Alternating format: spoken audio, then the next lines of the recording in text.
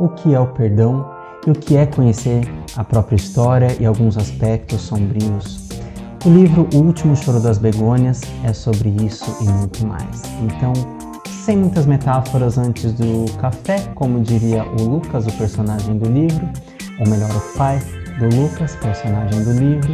Então, bora tomar um café e bater um papo? Olá, eu sou Rodrigo César e você está no meu canal. O livro O Último Choro das Begônias é um romance do autor Theus Neves e nos fisga desde a primeira linha. Desde o comecinho a gente já é levado para o universo do Lucas, um menino de 16 anos que está ali enfrentando algumas questões da própria história, tentando entender algumas questões da própria história, alguns vazios. Esse é um livro muito bem escrito, ele é muito metafórico em alguns momentos, mas ele também é muito direto em outros momentos. Ele traz para a gente várias características, não só do Lucas, mas também dos pais do Lucas e também das pessoas que estão ao redor do Lucas. E são questões muito atuais e são questões que a gente pode começar a refletir sobre como alguns aspectos, alguns fatores que acontecem nas nossas vidas mudam não só a nossa própria história, como também a história daqueles que estão ao nosso redor. O livro conta a história do Lucas e também da relação dele com o pai, mas principalmente dele com a mãe. O Lucas ele tem uma amiga chamada Lu, a Luciane, e ele também conhece uma pessoa muito especial, o trapezista de circo Fernando, com quem ele vai ter um romance. É uma história tão fofinha, tão gostosa. Fernando tem um papel muito importante ali na vida do Lucas. Mas é a mãe do Fernando que traz ali uma questão muito especial, muito específica para o Lucas. Primeiro que eles já se conhecem de uma maneira bem inusitada, ali no próprio circo. Mas a mãe do Fernando, ela fala umas coisas ali pro Lucas que ela não tinha como saber, ou seja, a mãe do Lucas, né, ou melhor, a mãe do Fernando, que é a Lúcia, ela é cartomante também, e ela faz ali alguns comentários pro Lucas que deixam o menino bem mexido e tentado a revisitar alguns aspectos, não só da própria história, mas também da relação dele com a mãe, ou da relação que não existiu com a mãe.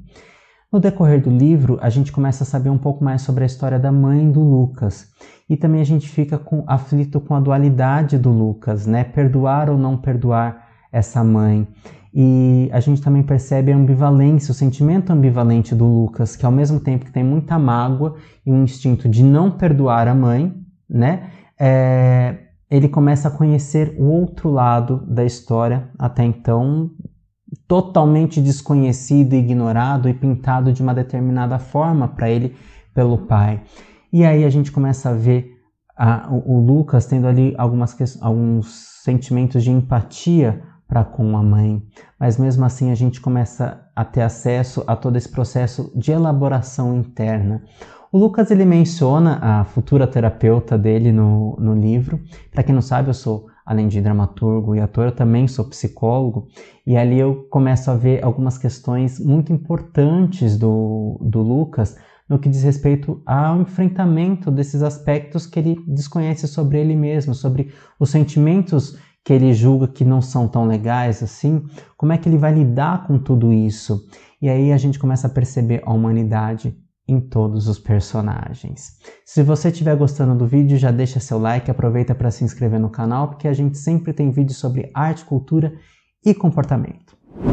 O livro aborda muitos aspectos, como por exemplo, a homossexualidade e também o racismo, mas também ele vai abordar principalmente 3 aspectos fundamentais, como o machismo e a cultura do estupro podem destruir a vida de uma pessoa e também das pessoas que estão ao redor dessa pessoa, e também podem trazer para essa pessoa danos irreparáveis, irreversíveis.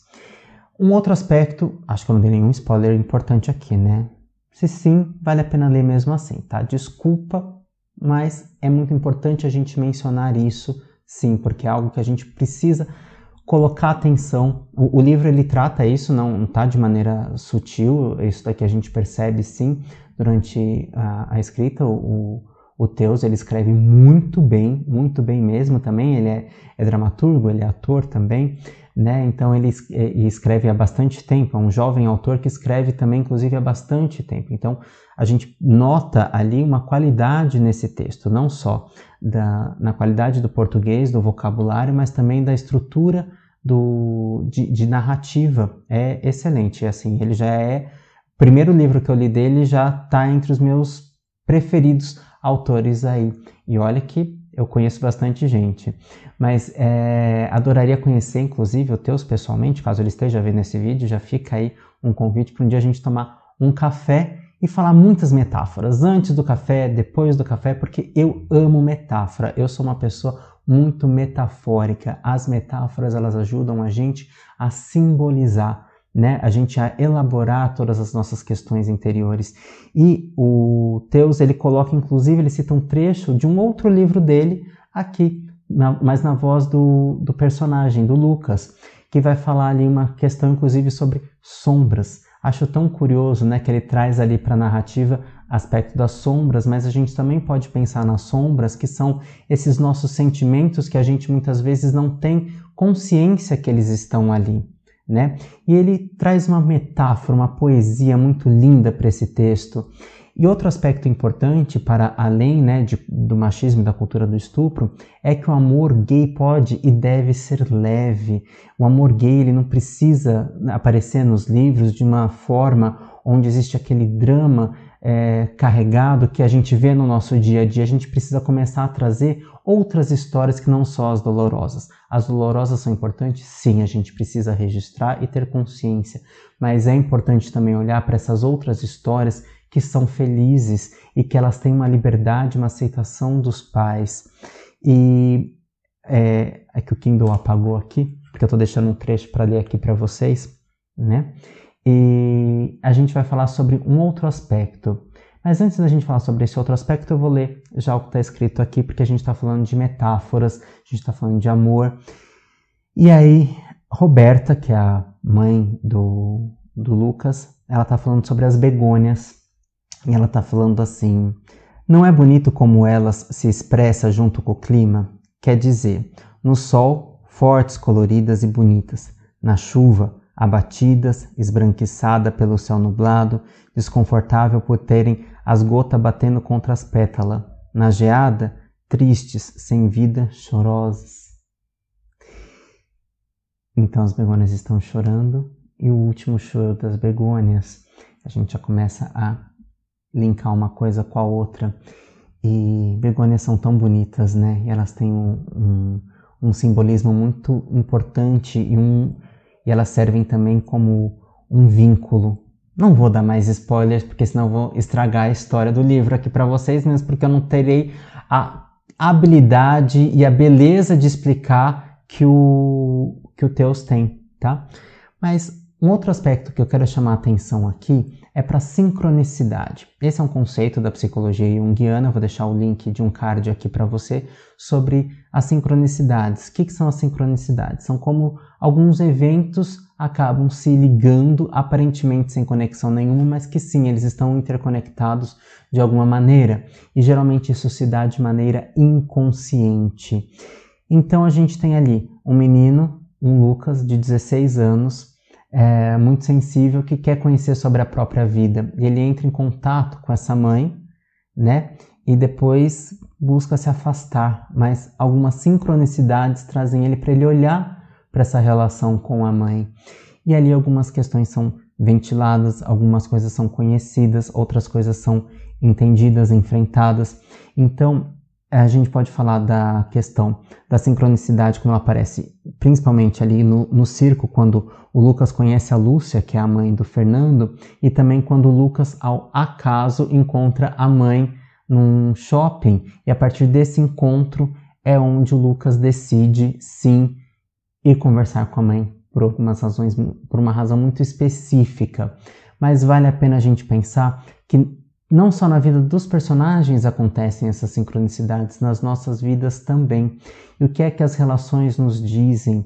Que a gente pode, inclusive, entender alguns conflitos que nos aparecem, não só para desenvolver traços da nossa personalidade e lapidar outros que não são tão legais, mas também para a gente se reconciliar não só com as pessoas, mas conosco mesmo. E olhar para a nossa história como tudo que nos acontece pode sim ser entendido de uma maneira que nos serve para chegarmos em algum lugar, por mais que isso seja dolorido. Estamos experimentando situações e coisas para o nosso próprio favor, mesmo que isso sejam questões doloridas. Não estou falando para a gente... Não estou romantizando o sofrimento, pelo contrário, né? É entender a que essas situações nos servem, já que a gente sabe que uma vida plena e totalmente feliz é difícil, creio, né, impossível. Se eu falar o contrário, talvez eu seja taxado de maluco, mas creio que uma vida plenamente feliz seja impossível, mas é possível sim a gente ter momentos de felicidade, mas que esses momentos de dor, a que eles nos servem? A gente pode pensar de uma maneira muito metafórica, né? Inclusive a gente tem o James Hillman, que é um autor pós-junguiano, né? Que ele vai falar para a gente olhar para a nossa história de trás para frente. E a gente percebe que em alguns momentos do livro, o Lucas ele está narrando do futuro, né? Ele não está narrando no tempo presente, ele está narrando do futuro. Né? Mesmo que ele não esteja narrando diretamente do futuro, ele faz referência a esse passado, que no caso é o tempo presente. E aí a gente vai entendendo. É um livro que vai falando sobre encerramentos e como que a gente precisa lidar também com esses encerramentos e como que pessoas providenciais aparecem na nossa vida e que muitas vezes essas pessoas... Eu não vou falar mais. Dá uma lida no livro, volta aqui para comentar isso que eu acabei de falar. Pode me seguir nas redes sociais também, que lá a gente conversa mais de pertinho. Eu vou deixar na descrição do vídeo o link para você comprar o livro e também o link para as redes sociais do Teus. Um grande abraço e até o próximo vídeo. Tchau!